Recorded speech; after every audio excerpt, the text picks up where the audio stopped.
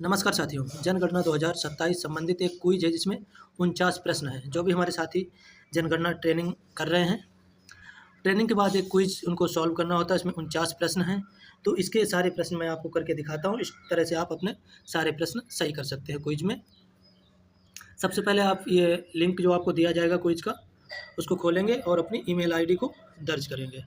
उसके बाद अपना नाम दर्ज करेंगे और नाम दर्ज करने के बाद जो क्वेश्चन है उनमें आपको क्लिक करना पड़ेगा। तो पहला क्वेश्चन है ऐसी आईडी का उपयोग।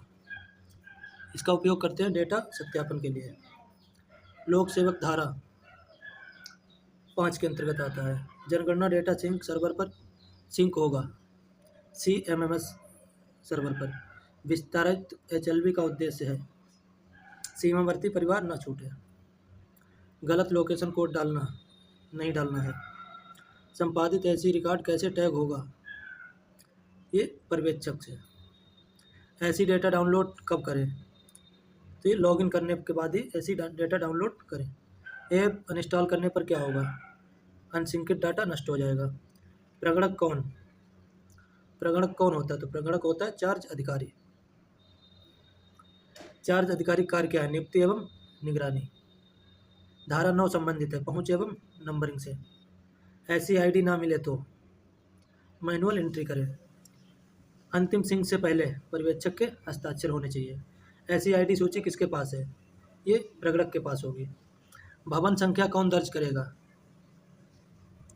प्रगणक करेगा। संविधान में जनगणना शब्द कितनी बार आया, तो 32 बार आया संविधान में जनगणना शब्द। HLB पूर्ण करने से पहले डाटा सिंक करना है। धारा 11 संबंधित है, दंड से संबंधित है। जनगणना अधिनियम में धाराएं हैं 18। संशोधित कारण दर्ज टिप्पणी बॉक्स में। लॉक ब्लॉक रूल के अंतर्गत अनिवार्य है बायोमेट्रिक लॉक सेट करना। ऐसी पोर्टल कितने दिन पूर्व, ये 15 दिन पूर्व। QR कोड स्कैन करते समय क्या सावधानी रखें, बिल्ट इन कैमरा का उपयोग करें। ऐसी से किसके लिए है, तो सामान्य परिवार के लिए। सेल्फ इन्यूमरेशन, ऐसे सेल्फ, इसे इन्यूमरेशन, सामान्य परिवार के लिए। EMI नंबर प्राप्त करने के लिए *#06#। सत्यापन क्रम, पूछें, सत्यापित, दर्ज, समीक्षा, उसके बाद सिंक करें। धारा 3 क्या कहती है, केंद्र सरकार जनगणना कराएगी। धारा 3 कहती है सार्वजनिक वाईफाई का प्रयोग नहीं करना चाहिए क्योंकि डेटा चोरी होने का खतरा है। चलो ऐप कितने डिवाइस में प्रयोग करें, ये सिर्फ एक डिवाइस में प्रयोग करें। डिवाइस खोने पर पहला कदम क्या है, अधिकारी को सूचित करें। ऐप क्लोनिंग का उपयोग नहीं करना। ऐप क्लोनिंग मतलब एक ऐप को दो जगह, दो मोबाइल में चलाना, ऐप क्लोनिंग कहलाता है। ये नहीं करना क्योंकि इससे डेटा हेरफेर हो सकता है, चोरी हो सकता है। 6 प्रकरणों की देख रेख के लिए एक पर्यवेक्षक होता है। रिकॉर्ड निरीक्षण धारा 8। OTP किस नंबर पर, पंजीकृत नंबर पर।